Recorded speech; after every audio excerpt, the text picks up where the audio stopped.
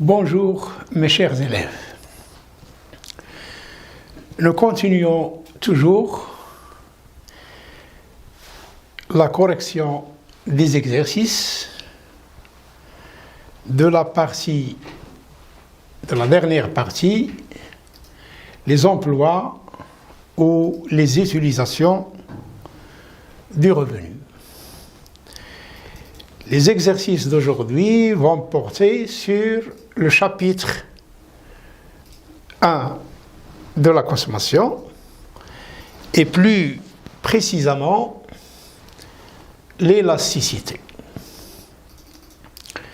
La prestation d'aujourd'hui va porter sur la correction d'un exercice sur l'élasticité prix de la consommation et d'autres exercices sur l'élasticité croisée. On commence d'abord par l'élasticité prix de la consommation.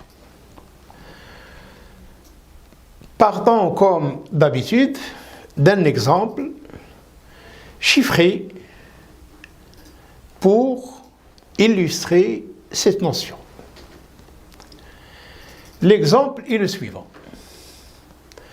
Il s'agit d'un ménage qui se rend dans un supermarché pour acheter de la banane importée, c'est-à-dire acheter de l'étranger, qui habituellement 1 kilogramme de banane coûte 12 dirhams. Mais, à la suite d'une augmentation des droits de douane, son prix est passé de 12 dirhams à 20 dirhams le kilogramme. Donc, l'augmentation du prix d'un kilogramme de banane est due à l'application des droits de douane sur les bananes importées. L'État a décidé d'imposer ou de taxer ce produit que le Maroc achète de l'extérieur. Il y a plusieurs objectifs attendus de l'application de ces impôts sur les achats de la banane en particulier et des importations en général. Parmi les objectifs, donc le premier objectif, c'est réduire les importations. Réduire, c'est-à-dire baisser les importations. Pourquoi?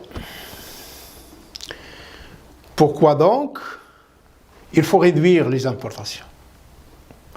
L'État poursuit plusieurs objectifs, parmi lesquels on peut citer la réduction des importations, d'abord, pour améliorer le solde de la balance commerciale, le mizan tijari,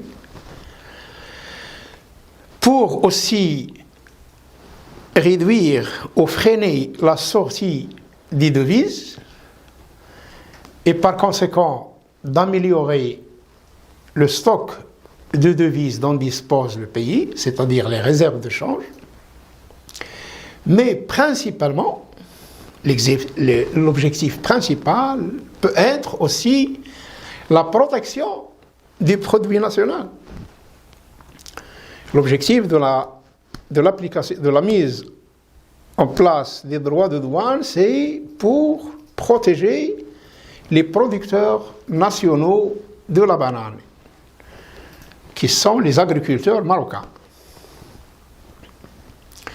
C'est aussi pour protéger l'emploi national des paysans qui travaillent pour produire la banane, etc.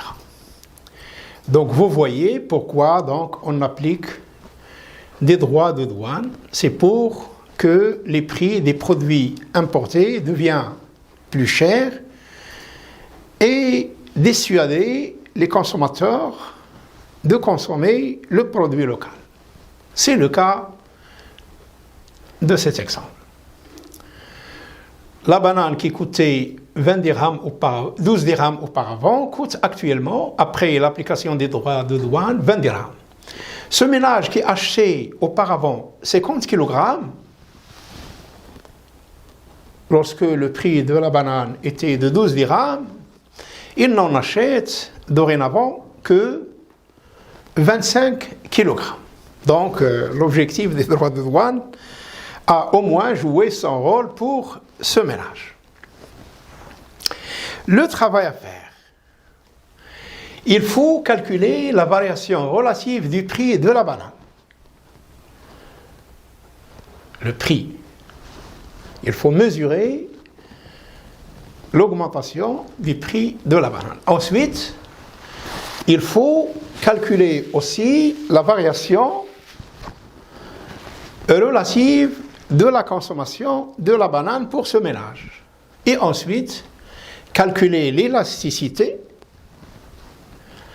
prix de la consommation de la banane. Et enfin, il faut compléter une phrase que nous allons voir par la suite. Récapitulons, comme d'habitude, les données de l'exercice dans ce tableau. Le prix en 2018, 12. En 2019, 20 dirhams. La quantité achetée par le ménage était 50 kg par an. En 2019, il ne peut acheter que 25 kg. Calculons la valeur absolue. À quoi est égale la valeur absolue? C'est 20 moins 12. Le prix en 2019 moins le prix en 2018, donc égal à 8. La variation absolue de la quantité, c'est 25 moins 50, donc il y a une diminution de moins 25 kg. Pour calculer la variation relative, il suffit de prendre la variation absolue divisée par le prix de base, de l'année de base, et la variation absolue de la quantité divisée par la quantité de base. Donc on aura 20 moins 12 égale 8 divisé par 12. Ça me donne la variation relative. De même pour la quantité, 25 moins 50 est égal à moins 25, divisé par 50 est égal à moins 0,5. Pour obtenir la variation en pourcentage, il suffit de prendre ces valeurs-là, la variation relative, et la multiplier par 100. Donc 66% et moins 50%.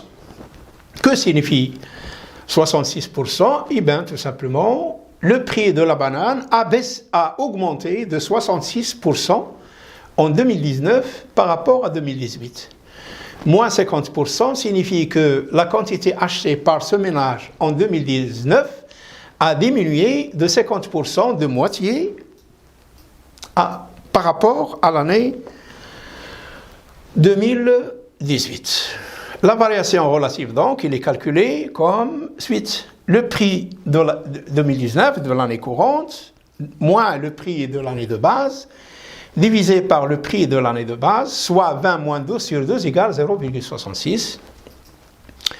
La variation de la quantité est calculée de la même manière. La quantité courante moins la quantité de base, divisé par la quantité de base, soit 25 moins 50, divisé par 50 égale à moins 0,5. Le calcul de l'élasticité maintenant est donné par la formule suivante. La variation relative des prix de la quantité, divisée par la variation relative du prix, soit 75%. Donc, 75%, est égal à 0,75, soit 75%. Que signifie 0,75? Tout simplement que lorsque le prix a augmenté de 1%, la quantité demandée a baissé de 0,75%. Excusez-moi, ici il doit y avoir moins 0,75 parce que moins 0,5 divisé par 0,66, c'est, il faut noter ici, moins 0,75. En général, donc, l'élasticité prix est égale à la variation de la quantité divisé par la quantité de base, le tout divisé par la variation du prix sur le prix de base. Dans notre exemple, 20 moins 12 sur 12, le tout divisé par la variation du prix, 50, 25 moins 50 sur 50 est égal aussi moins 0,75. On essaie donc de compléter ce tableau, ce texte. Quand le prix de la banane augmente de 2%, sa consommation diminue de, il faut calculer %. Donc, d'une manière générale, on peut dire que quand le prix d'un bien augmente de 1%, sa consommation diminue de 2%. La réponse, quand le prix de la banane augmente de 1%, sa consommation diminue de 0,75%. Donc, d'une manière générale, on peut dire que quand le prix d'un bien quelconque augmente de 1%, sa consommation, la consommation de ce bien diminue de le résultat de l'élasticité %. Voilà donc ce que nous pouvons dire sur l'élasticité prix de la consommation. On passe maintenant pour traiter la notion de l'élasticité croisée. L'élasticité croisée, c'est quoi? L'élasticité croisée mesure la réaction, montre la réaction d'un ménage à la hausse du prix d'un bien X, d'accord? L'élasticité croisée mesure la réaction de la consommation d'un ménage d'un bien X à la suite de l'augmentation du prix d'un bien Y. Par exemple, un ménage qui consomme avant l'augmentation du prix du beurre, qui coûtait en octobre 2019 par exemple, 50 dirhams, le prix en novembre a augmenté à 70. Donc le prix d'un kilogramme de beurre a augmenté de 20 dirhams, passant de 50 dirhams le kilogramme à 70 dirhams le kilogramme. Nous allons voir maintenant quelle sera sa réaction. Est-ce qu'il va continuer toujours à consommer le beurre bien que son prix a augmenté, ou bien il va trouver une solution, par exemple s'adresser à un produit substituable, renoncer à la consommation, renoncer ou réduire la consommation du beurre et le remplacer par exemple par l'huile d'olive, le remplacer par la margarine, etc. Le travail à faire, il s'agit de calculer l'élasticité de la demande de la margarine à la suite de la hausse du prix du beurre. La margarine est prise comme bien X, le beurre c'est le bien Y. Ensuite, lire le résultat obtenu et enfin interpréter la relation qui existe entre le beurre et la margarine à la lumière du résultat obtenu. L'élasticité, faites attention, l'élasticité croisée est donnée par la formule suivante. Je prends la variation de la quantité du bien X, la variation de la quantité du bien X divisé par la quantité X, le taux divisé par la variation du prix des produits Y. Dans notre cas, c'est le beurre. Nous voulons savoir maintenant quelle est la réaction de ce ménage. Quelle est sa réaction lorsque le prix du beurre est passé de 50 à 70%. Qu'est-ce qu'il va faire?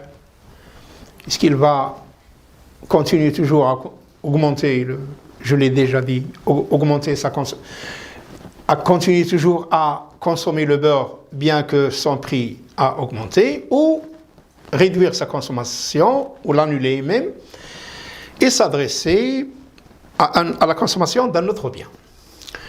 Donc, l'élasticité croisée dans ce cas est égale à la variation de la quantité. 3 moins 1 égale 2, divisé par 1, la quantité de base. Le tout divisé par la variation du prix, c'est-à-dire 70 moins 50, soit 20, divisé par 50.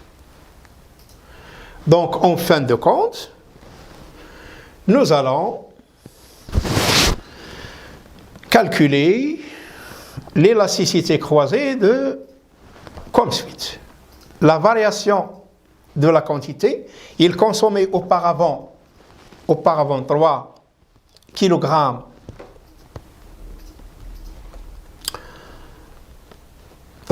aujourd'hui il consomme 3 kg et auparavant il ne consommait qu'un kg de margarine.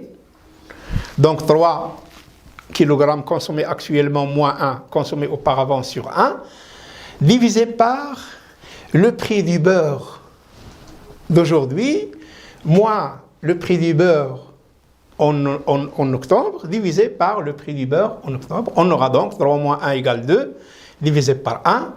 Le tout sur 70 moins 50, ça fait 20, divisé par 50, est égal à 5. Que signifie 5 maintenant? 5 signifie que lorsque le prix du beurre a augmenté de 1%, la quantité consommée de la margarine a augmenté. J'ai trouvé un résultat positif, 5. Il y a une augmentation. Donc lorsque le prix du beurre a augmenté de 1%, la quantité achetée de la margarine a augmenté de 5%.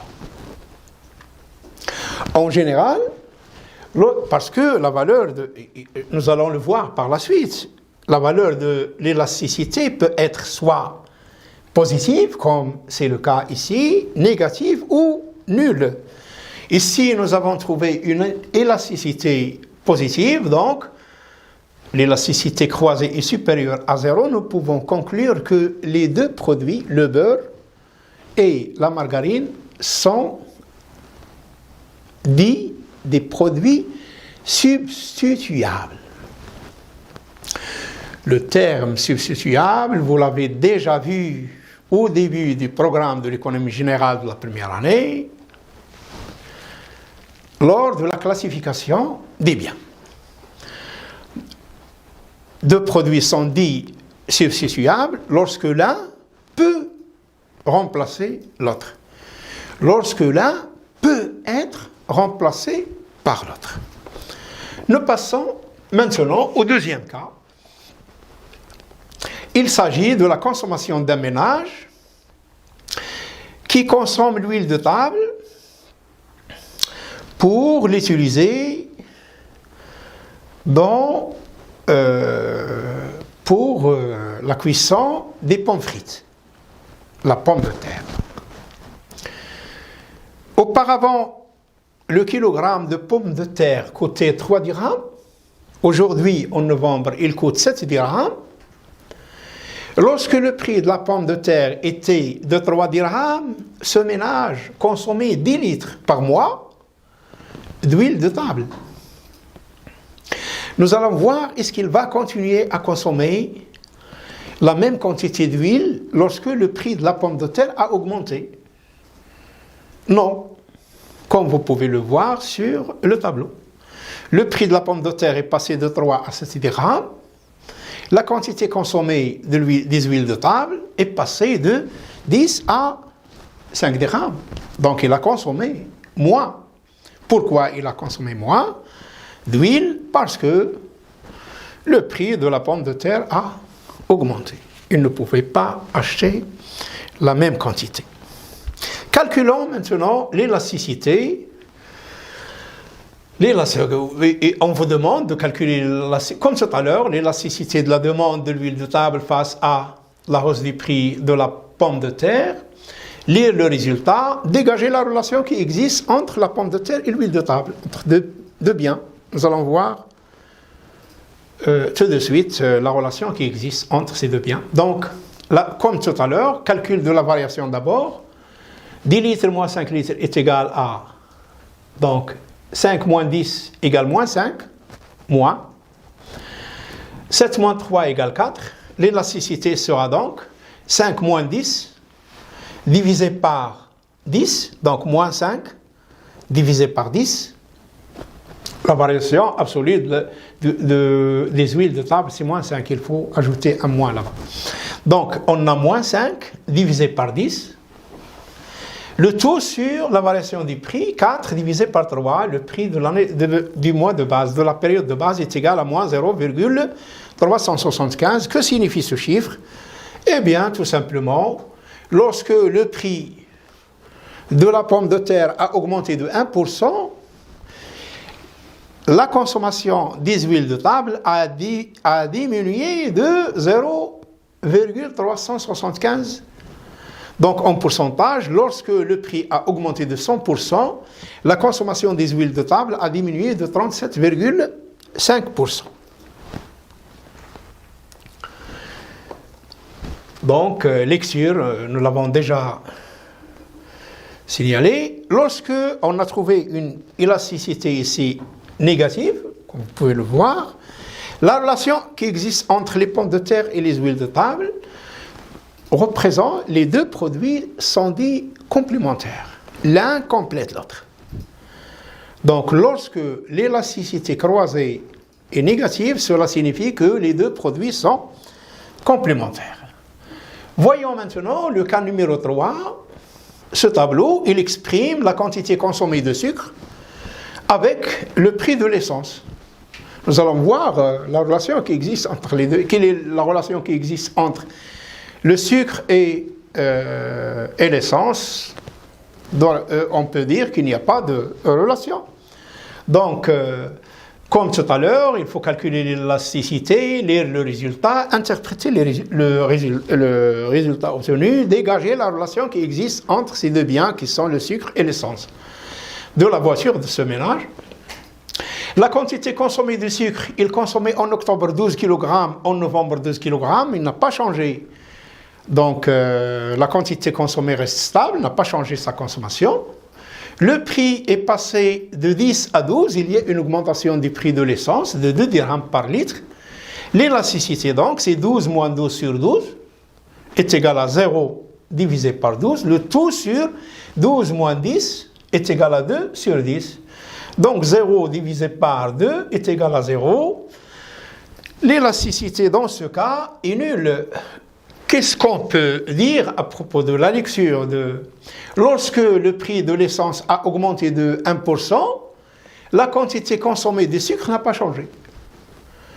La relation entre les deux biens, donc, si l'élasticité est nulle, les deux biens sont indépendants. Il n'y a pas de relation entre les deux biens. Voilà donc une récapitulation. L'élasticité croisée, il peut être soit supérieur à 0, soit inférieur à 0, soit est égal à 0. Dans le premier cas, il s'agit, s'il est positif, les biens sont dits substituables.